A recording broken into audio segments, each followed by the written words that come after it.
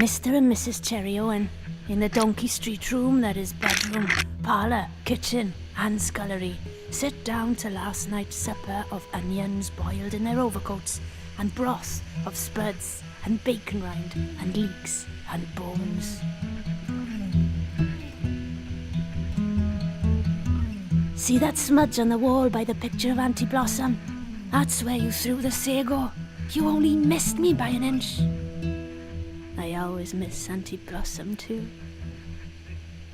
Remember last night? In you reeled my boy as drunk as a deacon, with a big wet bucket and a fish frail full of stout, and you looked at me and you said, "God has come home," you said. And then over the bucket you went sprawling and bawling, and the floor was all flagons and eels. Was I wounded? And then you took off your trousers and you said, "Does anyone want to fight?" Oh, you old baboon. Kiss a kiss. And then you sang Bread of Heaven, tenor and bass. I always sing Bread of Heaven. And then you did a little dance on the table. I did. Drop dead. And then what did I do? Then you cried like a baby and said you were a poor drunk orphan with nowhere to go but the grave.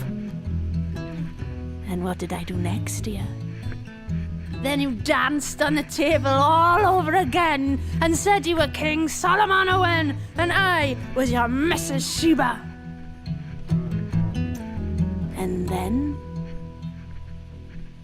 And then I got you into bed and you snored all night like a brewery.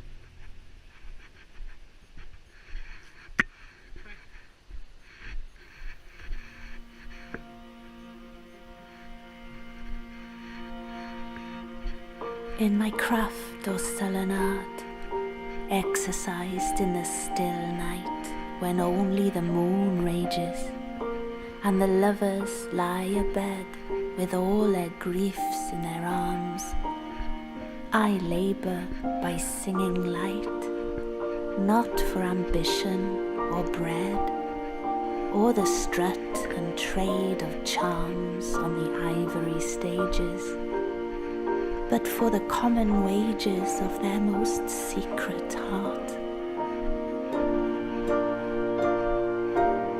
Not for the proud man apart from the raging moon I write on these spindrift pages, nor for the towering dead with their nightingales and psalms, but for the lovers, their arms round the griefs of the ages, who pay no praise or wages, nor heed my craft or art.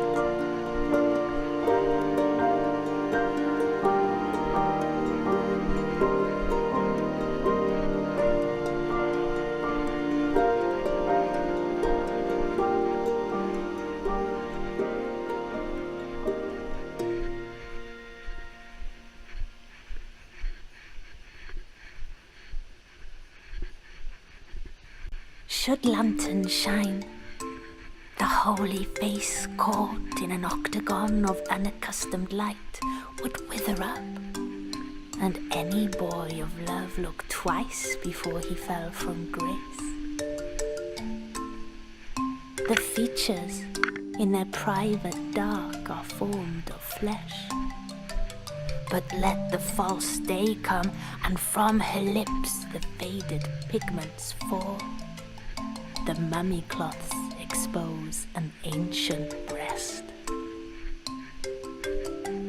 I have been told to reason by the heart, but heart, like head, bleeds helplessly. I have been told to reason by the pulse, and when it quickens, alter the action's pace, till field and roof lie level and the same. So fast I move defying time, the quiet gentleman whose beard wags in Egyptian wind. I have heard many years of telling, and many years should see some change. The ball I threw while playing in the park has not yet reached the ground.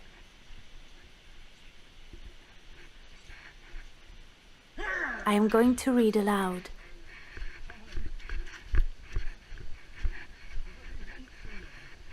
Off and on, up and down, high and dry, man and boy have been living now for 15 years or centuries in this timeless, beautiful, balmy, both spellings, town. In this far, forgetful, important place of herons, cormorants, known here as billy-duckers, castle, churchyard, girls, ghosts, geese, feuds, scares, scandals, cherry trees, mysteries, jackdaws in the chimneys, bats in the belfry, skeletons in the cupboards, pubs, mud, cockles, flatfish, curlews, rain, unhuman, often all too human beings. And though still very much a foreigner, I am hardly ever stoned in the streets anymore, and can claim to be able to call several of the inhabitants, and a few of the herons, by their Christian names. Now, some people live in Larn because they were born in Larn and saw no good reason to move.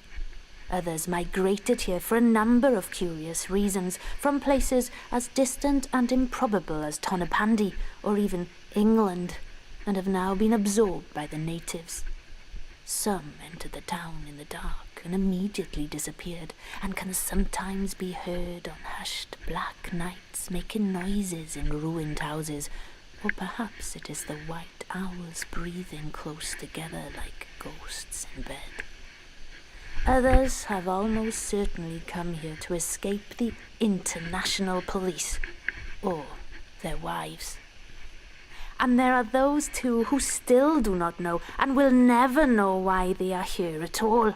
You can see them any day of the week, slowly, dopily wandering up and down the streets like Welsh opium eaters, half asleep in a heavy, bewildered daze.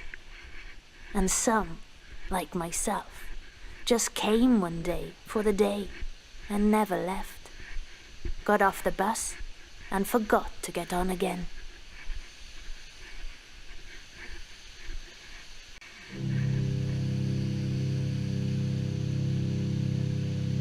Do not go gentle into that good night.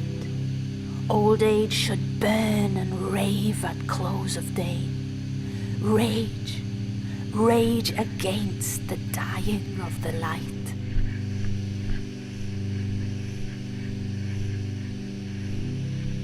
Though wise men at their end know dark is right, because their words had forked no lightning, they do not go gentle into that good night.